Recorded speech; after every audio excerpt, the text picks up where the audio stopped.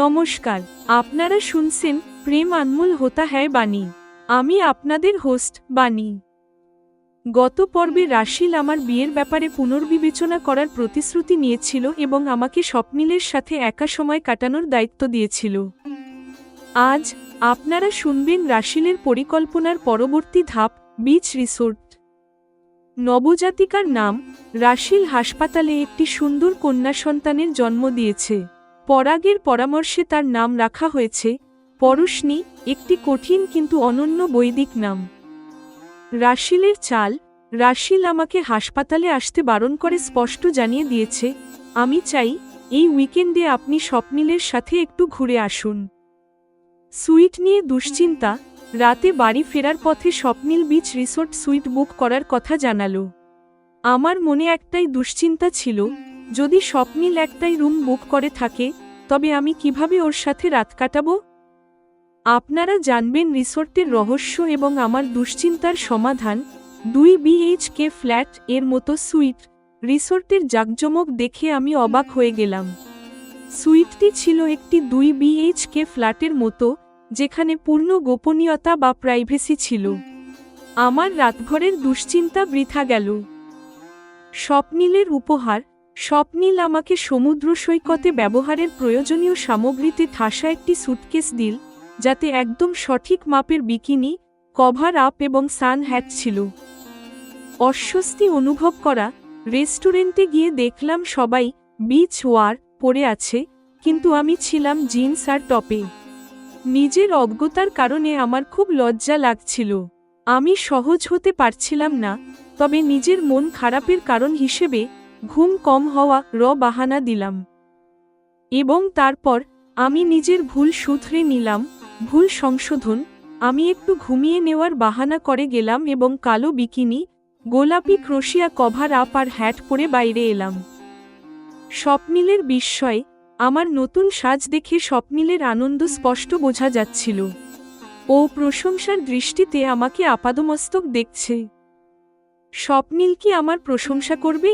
আর এই রিসোর্ট কি আমার বিয়ে না করার সিদ্ধান্তকে বদলে দিতে পারবে? রাশিলের পরিকল্পনা, স্বপ্নিলের অপেক্ষা আর সমুদ্র সৈকতে বদলে যাওয়া চিন্তাভাবনা। প্রেম আনমোল হোতা হ্যায় বাণীতে আপনারা শুনবেন এপিসোড 36, সুইটের রহস্য এবং বিচে পোশাক নিয়ে দ্বিধা। 2 দিন পর রাশিল হাসপাতালে ভর্তি হল। সেখানে সে এক সুন্দরী কন্যা সন্তানের জন্ম দিল। তাকে 7 দিন হাসপাতালে থাকতে হবে। মেয়েটির নাম রাখা হল পরশনী। পরশনী উচ্চারণ করা একটু কঠিন হলেও এটি একটি অনন্য বৈদিক নাম। পরাগের পরামর্শে রাশিল এই নামে সম্মতি দিয়েছে। এতে পরাগের নামের পি এবং রাশিলের নামের আর যুক্ত রয়েছে। পরাগ ছুটি নিয়েছে। প্রথম 2 দিন আমি রাশিল আর ছোট্ট পরশনীর সাথে হাসপাতালেই ছিলাম। বাড়ি থেকে হাসপাতালে যাতায়াত স্বপ্নিল বা ওর বাবার সাথেই হচ্ছিল। দ্বিতীয় রাতে রাশিল আমাকে বলল, বাণী, কাল থেকে আপনার হাসপাতালে আসার প্রয়োজন নেই। পরাগ তো এখানে আছেই। আমি চাই এই উইকেন্ডে আপনি স্বপ্নিলের সাথে একটু বাইরে থেকে ঘুরে আসুন। আমি স্বপ্নিলের সাথে রুমে পৌঁছলাম। তখনই আমি রুম এবং সুইটের পার্থক্য বুঝতে পারলাম। আমি অবাক হয়ে গেলাম। সেই সুইটটি ছিল একটি লাক্সারি 2 BHK ফ্ল্যাটের মতো। প্রবেশদ্বার একটি হলেও প্রতিটি ঘরে পূর্ণ গোপনীয়তা ছিল। আমি চাইলে আমার ঘরে ঠিক সেভাবেই থাকতে পারতাম, যেমনটা আমি ভারতে একা থাকি। যে দুশ্চিন্তায় কাল রাতে আমার ঘুম উড়ে গিয়েছিল, সেখানে তেমন কোনো ভয়ের ব্যাপারই ছিল না। স্বপ্নিল আর আমি আমাদের ঘরে গুছিয়ে বসলাম। আমি বড় বিছানায় গা এলিয়ে দিয়েছি, ঠিক তখনই দরজায় টোকা পড়ল। যেমনটা ভেবেছিলাম, দরজায় স্বপ্নিলই ছিল। ও আমাকে একটি সুটকেস দিল। বাণী, এতে সমুদ্র সৈকতে ব্যবহারের জন্য প্রয়োজনীয় সব জিনিস আছে। এগুলো আপনার জন্য আরামদায়ক হবে, ও খুব মৃদু স্বরে বলল। প্রায় ঘণ্টাখানেক পর আমি স্বপ্নিলের সাথে সুইট থেকে বের হলাম। এখন আমি কালো বিকিনি, গোলাপি ক্রোশিয়া কভার আপ, সানগ্লাস আর হ্যাট পরে আছি। স্বপ্নিলের আনন্দ ওর চোখে মুখে স্পষ্ট। ও মুগ্ধ হয়ে আমাকে দেখছে। আমি আশা করছি ও নিশ্চয়ই আমার প্রশংসা করবে। জেমিনি বিশ্লেষণ, এপিসোড 36 বাণীর কাহিনীকে এক নতুন মাত্রা দিয়েছে। রাশিলের নিখুঁত পরিকল্পনা, স্বপ্নীলের সংবেদনশীলতা এবং বাণীর নিজের অন্তরের যাত্রা মিলে এক রোমান্টিক পরিবেশ তৈরি করেছে। অডিও গাইডেন্স: শেষ দৃশ্যে বাণীর গলায় আত্মবিশ্বাস এবং আশার সুর ফুটে উঠতে হবে। স্বপ্নীলের গলায় ধৈর্য এবং সহমর্মিতা থাকতে হবে। বাণী যখন বিচ ওয়ারে বাইরে আসবে, তখন মিউজিক হবে খুব উৎসাহব্যঞ্জক এবং রোমান্টিক। এপিসোড 36 সমাপ্ত। গল্প চলবে।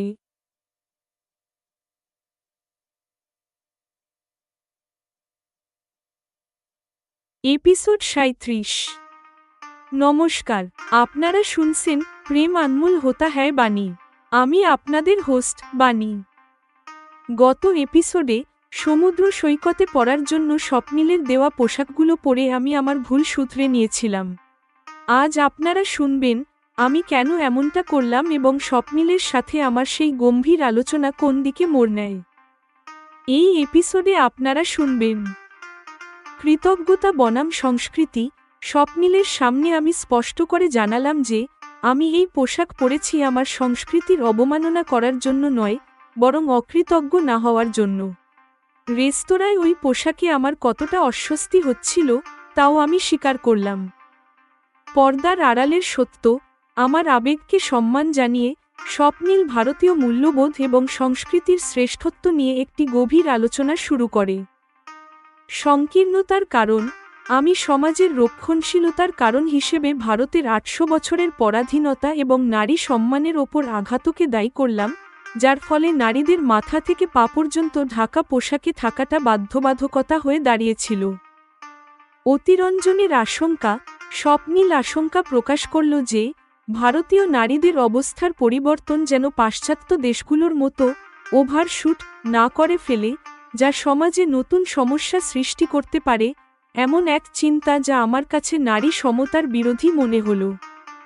কিন্তু সেই গম্ভীর আলোচনা হঠাৎ একটি রোমান্টিক মোড় নেয়।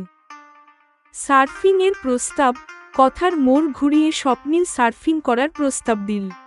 আমার কাছে তা অত্যন্ত বিপজ্জনক এক খেলা মনে হল। আমার মুখের ভয় দেখে স্বপ্নীল হাসতে শুরু করল। বাইনোকুলারে অবলোকন: স্বপ্নীল আমাকে শেখর এক জীবনী, উপন্যাস এবং একটি বাইনোকুলার দিয়ে সার্ফিংয়ের জন্য সমুদ্রে গেল। বাইনোকুলারের মাধ্যমে আমি স্বপ্নীলের পেশিবহুল শরীর দেখলাম, যা তার সুরক্ষার ওপর আমার বিশ্বাস জাগিয়ে তুলল। টার্টল রোল এবং চিৎকার: স্বপ্নীল সার্ফবোর্ডে টার্টল রোল নিল এবং ঢেউয়ের মাঝে হারিয়ে গেল। আতঙ্ক আর উত্তেজনায় আমার মুখ দিয়ে অজান্তেই চিৎকার বেরিয়ে এল। স্বপ্নীল কি সুরক্ষিত? আমার হৃদয় কেন তার জন্য এতটা আতঙ্কিত হল? সংস্কৃতি বনাম সুবিধা: নারীর বন্ধন এবং এক শ্বাসরুদ্ধকর সার্ফিং অভিজ্ঞতা। প্রেম আনমোল হোতা হ্যায় বাণীতে। এবারে শুনুন এপিসোড 37। বিকিনি, ভারতীয় মূল্যবোধ এবং বিপজ্জনক সার্ফিং। বাণী, তুমি আমার দেওয়া উপহার ব্যবহার করে আমার আবেগকে সম্মান জানিয়েছ। স্বপ্নীল সরাসরি প্রশংসা করতে কিছুটা ইতস্তত করে বলল। রাশিল স্বপ্নীলকে আমার সম্পর্কে যা বলেছে তা মাথায় রেখে স্বপ্নীল খুব সাবধানে আচরণ করছে। ও প্রতিটি শব্দ মেপে কথা বলছে। ও এমন কিছু করতে চায় না যাতে আমি দুঃখ পাই। ওর সাথে হাঁটার সময় আমি এই সব লক্ষ্য করছি। আমি এখন আমেরিকার সমুদ্র সৈকতের উপযোগী সাজে সেজেছি, কিন্তু মনের গভীর থেকে আমি ভারতীয় হয়েই থাকতে চাই। তাই আমি সোজাসুজি কথা বলার সিদ্ধান্ত নিলাম। স্বপ্নীল, সত্যি বলতে এর আগে আমি কখনো কোনো সমুদ্র সৈকতে আসিনি। এমন পোশাক আমি কখনো পরিনি। কিন্তু আপনি আমার জন্য এত দামি উপহার এনেছেন, সেটা না পরাটা হবে নিছক জেদ। এখানে আমি আমার সংস্কৃতিকে ঢাল বানিয়ে অকৃতজ্ঞ হতে চাই না, আমি আমার মনের কথা বললাম। বাণী, তোমার এই উদারতার জন্য আমি কৃতজ্ঞ থাকব। সত্যি বলতে, এখানকার পরিবেশে যাতে তোমার অস্বস্তি না হয় সেই কথা ভেবেই আমি ওগুলো দিয়েছিলাম, স্বপ্নীল উত্তর দিল। রাশিল ওকে আমার ব্যাপারে সব বলেছে সেটা আমি জানি। ও খুব মার্জিতভাবে কথা বলছে এবং আমাকে ইমপ্রেস করার চেষ্টা করছে, সেটা আমি বুঝতে পারছি। হ্যাঁ, প্রথমে ভেবেছিলাম পরব না, কিন্তু রেস্তোরাঁয় সবার মাঝে নিজেকে কেমন অদ্ভুত লাগছিল, তাই মতো পাল্টালাম।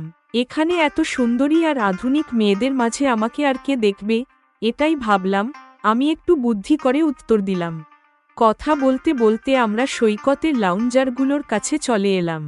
স্বপ্নিল ওর ব্যাগটা একপাশে রাখল। বানি, এখন আমেরিকায় ভারতীয়দের প্রতি দৃষ্টিভঙ্গি বদলেছে। মানুষ আমাদের সংস্কৃতিকে সম্মান করে। পোশাকের কথা বললে যেখানে যেটা সুবিধার সেটাই পরা উচিত, স্বপ্নিল ওর মতো জানালো। আপনি ঠিকই বলছেন, কিন্তু ভারতে নারী পোশাকের ক্ষেত্রে অসুবিধাকেই অনেক সময় সুবিধে বলে মেনে নেওয়া হয়। আমি সমাজের রক্ষণশীলতা নিয়ে আমার ক্ষোভ জানালাম। সেখানে নির্ভয় ঘুরে বেড়ানো মেয়েদের দেখে আমিও একটা লাউঞ্জারে বসলাম। প্রাচীনকালে আমাদের সংস্কৃতি কতটা উন্নত ছিল, তাহলে আজ এই সংকীর্ণতা কেন এল বলে তোমার মনে হয়? ও গভীর আলোচনা এগিয়ে নিয়ে গেল। সম্ভবত এর কারণ শত বছরের পরাধীনতা।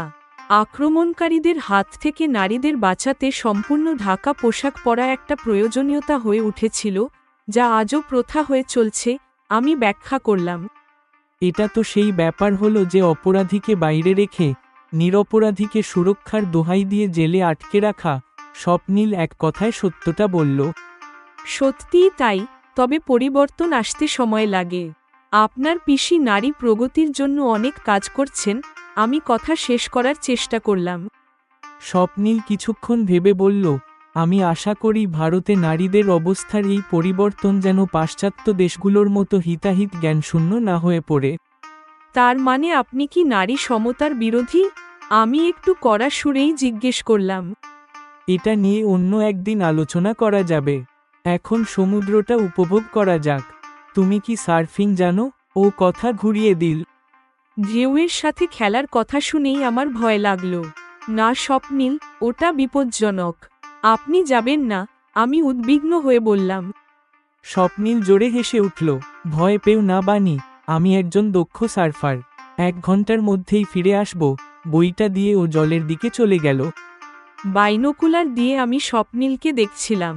ওর পেশিবহুল শরীর দেখে বিশ্বাস হলো ও ঠিক ফিরে আসবে। ও ঢেউয়ের ওপর সার্ফিং শুরু করল। হঠাৎ একটা বড় ঢেউ এসে সার্ফবোর্ড উল্টে দিল। স্বপ্নিল কোথায় হারিয়ে গেল? ভয় আমি চিৎকার করে উঠলাম। চোখে জল এসে গেল। পাশে বসা একটা মেয়ে বলল, ভয় নেই, ওটা টার্টল রোল ছিল। ওই দেখুন ও আবার ভেসে উঠেছে। তখন আমার ধরে প্রাণ এল। এপিসোড 37 শেষ। গল্প চলবে।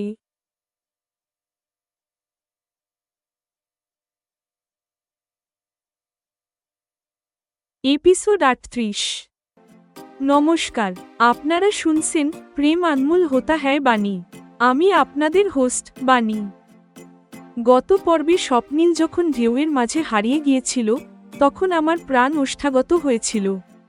আজ আপনারা শুনবেন কিভাবে সেই ভয় ভালোবাসায় বদলে গিয়ে আমার জীবনের সবচেয়ে সাহসী পদক্ষেপটি নিতে আমাকে বাধ্য করল। অসাধারণ সার্ফার এক শ্বেতাঙ্গিনী তরুণী আমাকে আশ্বস্ত করেছিলেন যে স্বপ্নিল কেবল একটি পারফেক্ট ডাক ডাইভ নিচ্ছিল। ও ফিরে আসতেই আমি তোয়ালে আর জলের বোতল নিয়ে ওর দিকে ছুটে গেলাম। আমার অব্যক্ত ভালোবাসার প্রথম প্রকাশ। প্রাণের চেয়েও প্রিয়, স্বপ্নিল আমাকে সার্ফিং শেখানোর প্রস্তাব দিল। আমার সাহসী জবাবে ও বলল, বিশ্বাস করো বানি, আমি তোমার কিছু হতে দেব না। আমার নিজের প্রাণের চেয়েও তোমার প্রাণ আমার কাছে বেশি প্রিয়। সেই মুহূর্তে আমার মনে হলো, স্বপ্নিলের বাহুবন্ধনে যদি আমার মৃত্যুও হয়, তবে তাকেই আমি নিজের পরম সৌভাগ্য বলে মানব। ঈর্ষার এক তিক্ত স্বাদ।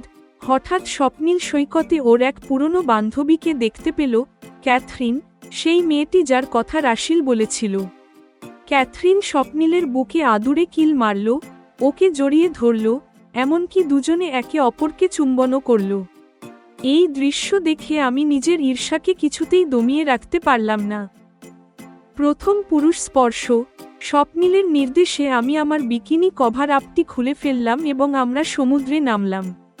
জল যখন আমার কোমর পর্যন্ত এল, আমি ঘাবড়ে গেলাম। স্বপ্নিল আমাকে নিজের কাছে টেনে নিল, আর আমার সারা শরীরে কাঁটা দিয়ে উঠল। এটি ছিল আমার জীবনের প্রথম পুরুষ স্পর্শ। সার্ফবোর্ডে সাফল্য। আমি আত্মবিশ্বাসের সাথে বোর্ডের ওপর দাঁড়ানোর চেষ্টা করলাম এবং স্বপ্নিলের সাহচর্যে আমি দাঁড়িয়েও পড়লাম। স্বপ্নিল, দেখো আমি পেরেছি। আমি খুশিতে চিৎকার করে উঠলাম। কিন্তু এই আনন্দ বেশিক্ষণ স্থায়ী হল না। অতি উত্তেজনায় আমি আমার ভারসাম্য হারিয়ে ফেললাম। আমি কি জলে পড়ে গেলাম? আর স্বপ্নিল কি আমাকে বাঁচাবে? ঈর্ষার প্রথম জ্বালা, ভালোবাসার প্রথম স্পর্শ আর ঢেউয়ের ওপর পাওয়া সাফল্য। শুনুন, প্রেম আনমোল হোতা হ্যায় বাণীতে। আপনারা শুনবেন এপিসোড 38, সার্ফিং এর রোমাঞ্চ, ঈর্ষার প্রথম স্বাদ আর স্বপ্নিলের জাদু। ওটা একটা নিখুঁত ডাক ডাইভ ছিল। এই ছেলেটা সত্যিই একজন অসাধারণ সার্ফার, এই বলে সেই শ্বেতাঙ্গিনী নারী আমাকে আবার আশ্বস্ত করলেন। উনার কথা শেষ হওয়ার আগেই স্বপ্নিলকে আবার ওর সার্ফবোর্ডের ওপর জলরাশিতে নিরাপদে দেখা গেল। আমি চোখের ওপর থেকে বাইনোকুলারটা সরিয়ে সেই তরুণীরা দিকে তাকিয়ে থ্যাংক ইউ বললাম। উনি বললেন, ইটস মাই প্লেজার, ডিয়ার। আমরা একে অপরের দিকে তাকিয়ে হাসলাম। এখন আমি স্বপ্নিলের রোমাঞ্চকর কসরতগুলোতে অভ্যস্ত হয়ে গেছি। প্রায় 1 ঘন্টা পর স্বপ্নিলকে ফিরে আসতে দেখা গেল। আমি কিছু না ভেবেই স্বপ্নিলের ব্যাগটা খুললাম। তাতে রাখা তোয়ালে আর একটা জলের বোতল নিয়ে আমি ওর দিকে দৌড়ে গেলাম। স্বপ্নিল আমার এই আচরণে খুব খুশি হল। ও অগভীর ঢেউয়ে নিজের বোর্ডটা ছেড়ে দিল আর আমার হাত থেকে তোয়ালে নিয়ে নিজের চুল আর ওপরের শরীরটা মুছে নিল। তারপর জল খেতে খেতে বলল, থ্যাংক ইউ বানি। আমার এই যত্ন ওর খুব ভালো লেগেছে। আপনি খুব ভালো সার্ফার। সার্ফিং কতটা রোমাঞ্চকর হতে পারে আমি আপনার কসরত দেখে আজ তা জানলাম।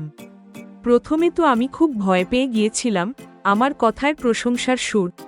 ও সরি বানি, আমি ঢেউয়ের মাঝে কি করতে যাচ্ছি সেটা আমার আগেই তোমাকে বলে দেওয়া উচিত ছিল। তাহলে তুমি ভয় পেতে না।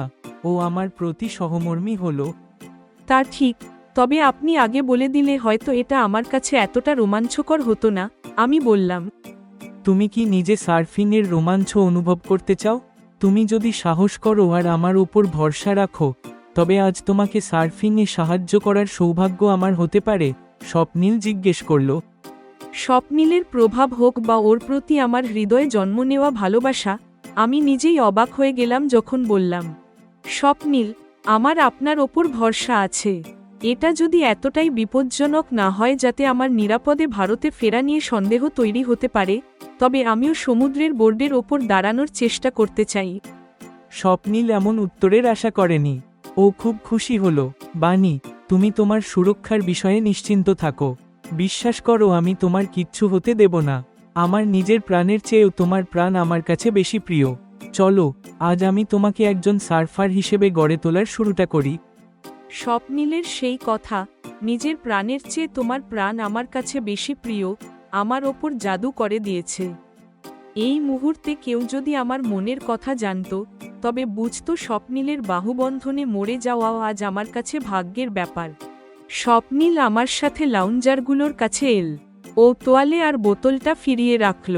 পাশের লাউঞ্জারে শুয়ে থাকা মেয়েটির দিকে ওর নজর তখনও পড়েনি। আমি স্বপ্নিলকে বললাম যে ওই মেয়েটিই আমাকে সার্ফিং বোঝাচ্ছিল।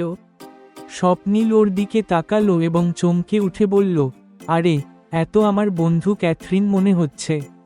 ও আমার স্কুল আর ইউনিভার্সিটিতে সহপাঠী ছিল।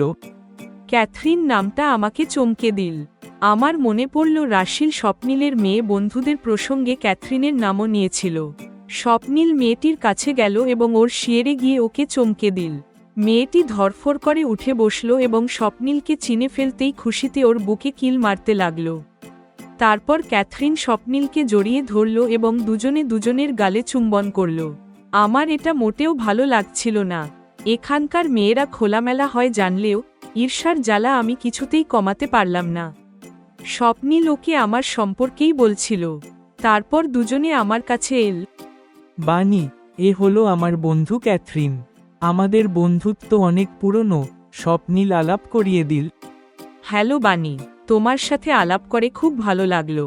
তুমি সত্যিই খুব ভাগ্যবতী যে তোমার পাশে এমন একজন চার্মিং বয়ফ্রেন্ড আছে। ক্যাথরিন আমার 2 গালে চুমু খেয়ে বলল। ওর সাবলীল ইংরেজির সামনে আমি কিছু বলার মতো অবস্থায় ছিলাম না। আমি শুধু থ্যাংক ইউ বললাম। তারপর স্বপ্নিল আমাকে কভার আপটা খুলতে বলল। ঈর্ষার বশবর্তী হয়ে আমি কভার আপটা খুলে লাউঞ্জারে রাখলাম। স্বপ্নীল আমার শরীরের দিকে প্রশংসার দৃষ্টিতে তাকিয়ে থাকায় আমি একটু লজ্জা পেলাম। স্বপ্নীল ঢেউয়ের মধ্যে ভেসে থাকা বোর্ডটা নিয়ে সমুদ্রের দিকে এগোলো। আমার এক হাত ধরে ও আমাকে নিয়ে জলের গভীরে যেতে লাগলো। জল যখন কোমর পর্যন্ত এল তখন আমার খুব ভয় করতে লাগলো। আমাকে ঘাবড়ে যেতে দেখে স্বপ্নীল আমাকে নিজের কাছে টেনে নিল। ভয়ের এই অবস্থায় ওর সেই পুরুষ স্পর্শ আমার বেশ ভালোই লাগলো। সারা শরীরে কাঁটা দিয়ে উঠল। তারপর ও আমাকে বোর্ডে বসিয়ে আরও গভীরে নিয়ে চলল। ওর সাহায্যে আমি বোর্ডে দাঁড়ানোর চেষ্টা করলাম। স্বপ্নীল ব্যালেন্স ধরে রাখায় আমার জন্য কাজটা সহজ হয়ে গেল। আমি সোজা হয়ে দাঁড়ালাম। স্বপ্নীল, দেখো আমি পেরেছি। স্বপ্নীল, দেখো আমি এটা করে দেখিয়েছি। আমি খুশিতে বারবার বলতে লাগলাম। তখনই অতি উত্তেজনায় আমি আমার ভারসাম্য হারিয়ে ফেললাম। এপিসোড 38 শেষ। গল্প চলবে।